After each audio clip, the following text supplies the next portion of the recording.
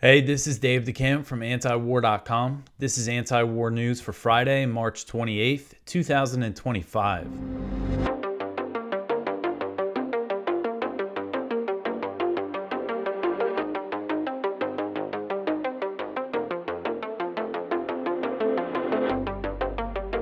All right, first thing, another reminder about the fundraiser we're doing at antiwar.com. We're moving along well. We're doing good, so I appreciate everyone who's chipped in so far. We still have matching funds.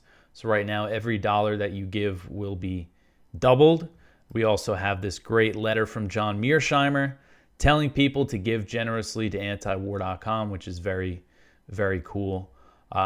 So if you can help us out, if you haven't already and you have the means, please go to antiwar.com/donate. All right, the first story at the top of antiwar.com today. Trump says that he will be bombing Yemen for a long time. So President Trump on Wednesday claimed that the U.S.'s daily airstrikes on Yemen have been very successful and vowed the bombing campaign would continue for a long time. So the U.S. started bombing Yemen again on March 15th in response to the Houthis, officially known as Ansar Allah, announcing they would reimpose a blockade on Israeli shipping due to the Israeli ceasefire violations in Gaza. Since the Trump administration launched the bombing campaign, the Houthis have restarted attacks on U.S. warships and resumed firing missiles at Israel, operations they ceased when the Gaza ceasefire went into effect on January 19th. Despite this, President Trump is claiming that the Houthis have had enough and that they want peace. He told reporters in the Oval Office, quote, "The Houthis are looking to do something. They want to know, how do we stop? How do we stop? How can we have peace?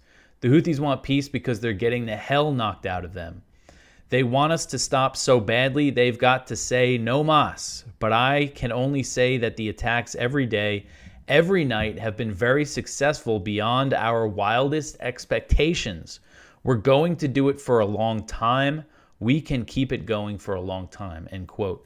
So kind of contradicting himself there. If it's so wildly successful, why does the U.S. have to keep bombing Yemen? And so this was at the Oval Office on Wednesday night.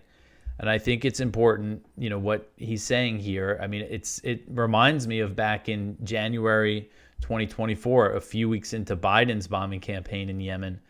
He was asked, of course, this was more in the Biden style of saying things like this. He was asked by a reporter, is the bombing campaign in Yemen working? And he said, well, it's not working in the sense that the Houthis stopped their attacks, but we're going to continue. And here Trump is claiming that it's wildly successful, even though it's clearly not, and saying that they're going to continue it for a long time.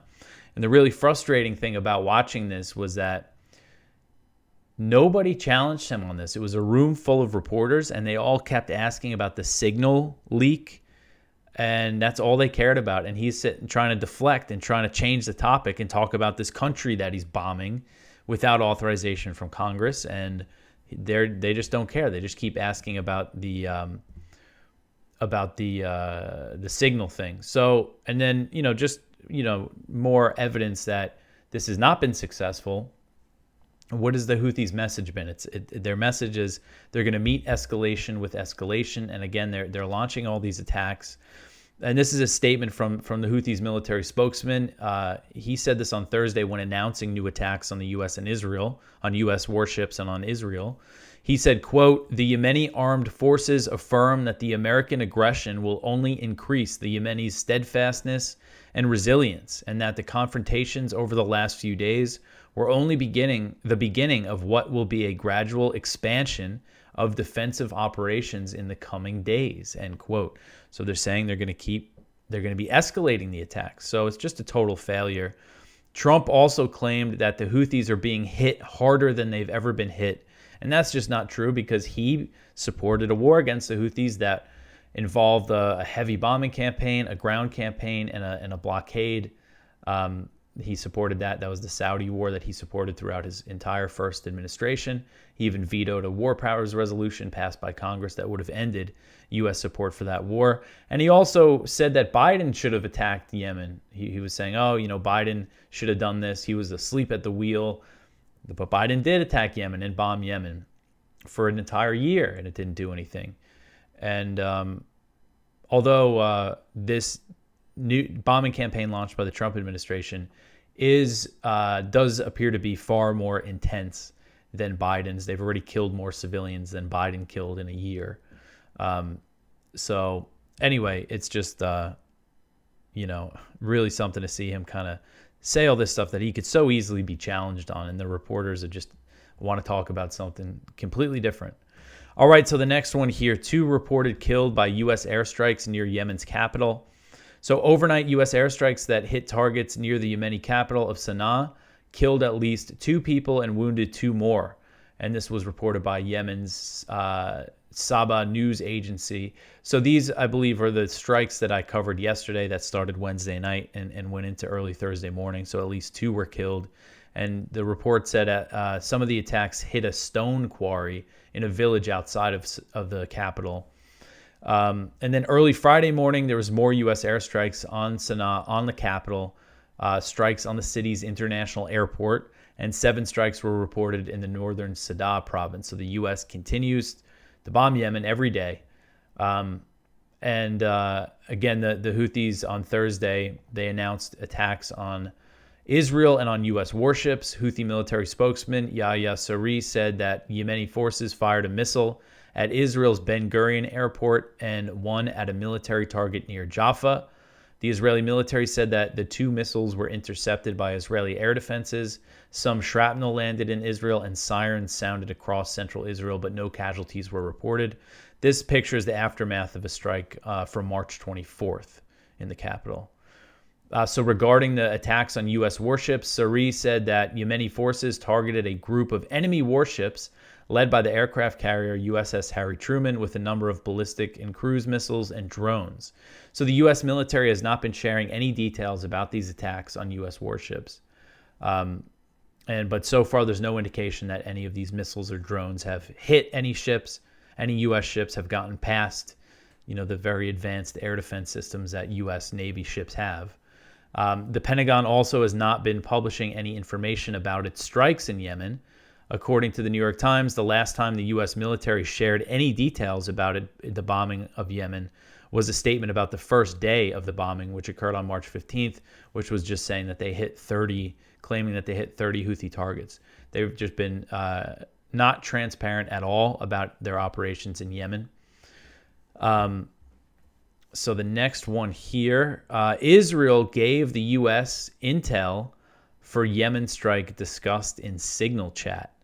So the Wall Street Journal reported on Thursday that Israel provided the U.S. with intelligence for the airstrike on a residential building in Yemen that was discussed and celebrated by top Trump administration officials in the Signal chat published by The Atlantic. National Security Advisor Mike Waltz, who added The Atlantic's editor-in-chief to the chat, said that a strike targeted the Houthis' top missile guy after he entered a residential building where his girlfriend lived, and Waltz said that the strike collapsed the building. U.S. officials told the Wall Street Journal that Israel provided intelligence on the target from a human source inside Yemen. One U.S. official said that Israeli officials have privately complained about information about the strike becoming public. Waltz said in the chat that the U.S. had multiple positive IDs of the target, who the journal described as a missile expert. U.S. officials said the U.S. also received intelligence on the strikes from drones flying overhead, but there's been no confirmation that the U.S. killed the intended target. No information. They didn't give a name or anything. We don't know who this guy's supposed to be. And the Trump administration has, as I said, has shared virtually no details about any of its strikes in Yemen. According to the Yemen Data Project, they wrote on Twitter that the first U.S. strike in Yemen on March 15th, which it appears to be the one that they discussed in the Signal chat based on the time, this hit the Al Jarraf neighborhood in the north, which is in northern Sana'a in the capital, and killed 13 civilians, according to the Yemen Data Project. So seems like this is the strike that they're talking about and that they celebrated. And then, I mentioned what I covered yesterday. When Waltz talked about this strike, J.D. Vance, and said that they collapsed this residential building. J.D. Vance said it was excellent, and all these other administration officials celebrated, sent emojis. Really sickening stuff, because this is what we're talking about here, is killing a bunch of civilians. All right, so the next one here, Massie interview, Houthi strikes are not America first. So this is from Responsible Statecraft. Kelly Vlahos interviewed Representative Thomas Massie of Kentucky about the situation in Yemen. And he said, based on the leaks, there was clearly no urgency for the U.S. military airstrikes against the Houthis in Yemen. Therefore, the administration should have gone to Congress for authorization. And without it, those strikes are illegal. And this is him discussing J.D. Vance. If you remember, he said he thought it was a mistake to do the airstrikes. He ultimately supported it, obviously. But so this is what Massie said.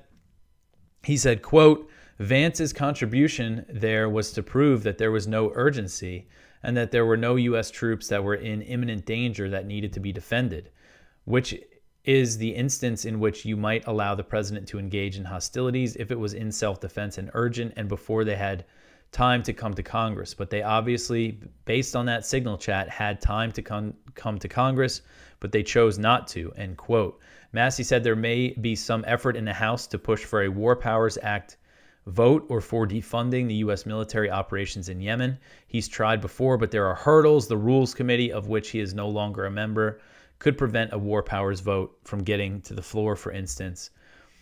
He said there may be opportunities to offer amendments in the appropriations process to defund this activity as well. So that's something we'll certainly be covering, is any effort in Congress to end this. Because again, back in the first Trump administration, they actually passed a war powers resolution, but Trump vetoed it. And so he's basically saying that this is kind of the big story here is about, of the signal chat, is the aspect of the U.S. bombing Yemen without congressional authorization, but the reporters are all focused on everything else about it. And there's some other quotes in here from Massie that I would like to read for you. So one other thing he mentioned, which is what Vance mentioned in the chat, that the trade through the Red Sea, through the Suez Canal, I mean, barely any U.S. trade goes through there. And that's a point that Massie made right away, and then that's an argument that Vance made in the chat. And this is just a quote from Massie about kind of the overall U.S. policy in the Middle East.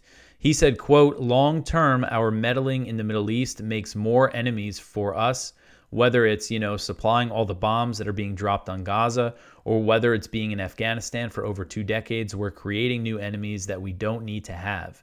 And so if there is some element of deterrence, you have to balance it against the motivation that you're generating for another 9/11, end quote.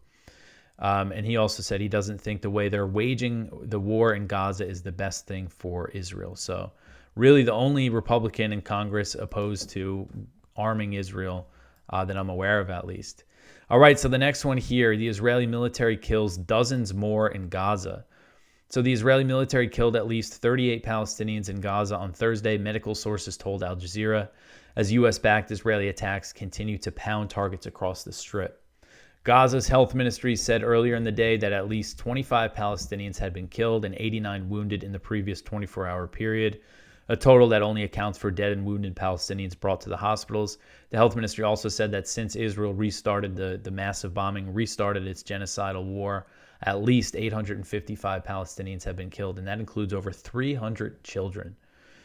Israeli attacks on Thursday included the bombing of a market in central Gaza, which killed at least 7 Palestinians. An Israeli strike also killed a worker for the World Central Kitchen, which is a U.S.-based aid group that has lost several employees to Israeli attacks. Most people know about the Israeli bombing last year in April 2024 of the World Central Kitchen workers, and among them they killed 7 in total. I know 1 was a Palestinian, 1 was a dual U.S. Canadian citizen, 3 of them were from the UK. I believe 1 was from Poland, and then the other was from Australia. So the World Central Kitchen said on X, quote, our hearts are heavy today as we mourn the loss of one of our volunteers in Gaza. Israeli strikes hit near one of our WCK-supported community kitchens just as meals were being distributed. Jalal was tragically killed and 6 other people were injured, end quote. So Israeli strikes also killed Abdel Latif al-Qanoura, a spokesman for Hamas. And according to a statement from Hamas, he was killed by an Israeli strike on his tent in the northern city of Jabalia. The UN's World Food Program warned on Thursday that it was running out of food supplies in Gaza as Israel has imposed a total blockade since March 2nd, cutting off the delivery of food, fuel, and all other goods. The World Food Program said, quote, hundreds of thousands of people in Gaza are again at risk of severe hunger and malnutrition as humanitarian food stocks in the Strip dwindle and borders remain closed to aid. Meanwhile, the expansion of military activity in Gaza is severely disrupting food assistance operations and putting the lives of aid workers at risk every day, end quote. All right, so the next one here, IDF soldier to CBS, we violated international law in Gaza. So this one's from Kyle Anzalone at the Libertarian Institute. So an Israeli soldier speaking with CBS News said the IDF has committed war crimes in Gaza. Among other offenses, the soldiers said Palestinians were regularly deployed as human shields, which of course we've been aware of, but this is more evidence of that. The unnamed soldier told CBS, quote, we've burned down buildings for no reasons, which is violating the international law, of course, and we used human shields as protection. They were Palestinian. We sent them in first to see if the building was clear and check for booby traps. They were trembling and shaking, end quote. I mean, the most horrific story I heard, and, you know, they use very young kids. They use teenage boys as human shields. But that one story about an 80-year-old Palestinian man being used as a human shield who had trouble walking. They strapped the explosive to his neck. And then they sent him and his wife away, and then they were shot and killed by the IDF like right after that. Just horrific. So Kyle gets into some of that. He gets into that story here. I mean, the human shields thing, and this is like literal human shields, like putting a human body in front of you. Is you hear all the talk about Hamas using human shields to justify bombing every single square inch of Gaza, and here you have the Israeli military actually literally using human shields. All right, so the next one here, Israeli drone strike kills 4 in southern Lebanon. This one's from Jason Ditz. Last week's rocket fire toward Israel continues to be used as an excuse for escalating Israeli drone strikes against southern Lebanon. Those rockets did not hit anything or do any damage to anyone, but the Israeli drones are killing several people, and 4 were slain overnight, Wednesday into Thursday. So these were several airstrikes. One of them hit a car in a southern village, killing 3 people. And Israeli artillery shelling in the area has also been reported. The victims of the car bombing have not been identified. Of course, Israel's claiming that they were Hezbollah operatives transporting weapons. In one of the strikes, they did kill a Hezbollah figure named Hassan Sabra. He was identified as a commander in Hezbollah's Radwan force, which had previously survived the pager attack against Israel, launched against Hezbollah members in September. And so, again, Jason's saying they're using recently there were some rockets fired toward Israel. No casualties, no damage to anything. Hezbollah saying they didn't do it. And Hezbollah usually, if they do things, they take credit for it. And so, but they're just using that to justify continued strikes. All right, so the next one here, Israeli airstrikes pound northern Syrian port city of Latakia, another one from Jason. So Israel continued their attacks on Syria overnight with airstrikes against the major northern port city of Latakia, launching at least 6 airstrikes against the city, with many focusing on the port itself and the naval brigade facility, which houses warboats. Syria doesn't have a substantial navy, just a small coastal defense force that mostly consists of small missile boats used to try to repel naval attacks. And it's not clear what boats remain because Israel has really hit the small navy assets hard since the regime change. And no casualties have been reported so far. It just looks like damage to port facilities and whatever boats may remain, but the Israeli strikes on Syria continue. All right, so the next one here, European leaders do not agree on troops to Ukraine. So French President Emmanuel Macron hosted about 30 leaders in Paris on Thursday to discuss plans for Ukraine and acknowledge that not all European countries want to send troops to the country as part of a potential future peace deal. He says that it's not unanimous, but he still is insisting that some European countries will send what he's now calling a reassurance force to Ukraine, despite Russia's strong objections and the lack of U.S. support. Macron said the deployment he envisions would not act as peacekeeping forces or replace Ukrainian troops on the front lines. He said the purpose would be to send troops to strategic towns and bases and to act as a deterrent against potential Russian aggression. A day earlier, Macron said any European troops deployed in Ukraine would respond to any potential Russian attacks, a scenario that could risk a direct NATO-Russia war and risk nuclear escalation. So I didn't realize, so this is the third summit of what they're calling the Coalition of the Willing. And of course, that echoes the Iraq war. The Coalition of the Willing is what they called the countries that supported the U.S. invading Iraq, which turned out to not be the best idea to support that. But that's the language they're choosing to use. And this is really, it's funny because they launched this coalition in response to some of the Trump administration's move with Ukraine. And Macron and Starmer, the British Prime Minister, are really pushing this idea for a troop deployment. But they're also saying that they can't do it without the U.S. This was just a few days ago, or it was last week, that the British Armed Forces Minister Luke Pollard acknowledged this when he was asked, could you do this without U.S. support? He said, quote, "The Prime Minister has been very clear that in bringing together European nations and other allies from across the world to prepare a force that will secure the peace, it will need a U.S. backstop, U.S. involvement," end quote. So despite all the talk and this coalition of the willing, they're still saying, yeah, well, we really still need the U.S. to support whatever we decide to do. And I don't think this troop deployment is going to happen. I really think it's just kind of a pipe dream. All right, the next one here. Russia says negotiations with the U.S. and the Black Sea Truce are still ongoing. This is another one from Kyle. The Kremlin says that Russian and U.S. officials are meeting to discuss a new agreement to implement the limited Black Sea ceasefire. Moscow has said that some sanctions relief is key to the success of the deal. Foreign Ministry spokeswoman Maria Zakharova said, quote, "Moscow and Washington are discussing the terms of a new agreement to relaunch the Black Sea Initiative. And they're considering an agreement whose framework is currently being discussed," end quote. So the message is this isn't a done deal. The way I kind of read it the other day, I thought that they agreed on the Black Sea Initiative and that ships would start moving, but that's not the case. And Russia is saying that they need some sanctions to be lifted so they can so their exports can increase.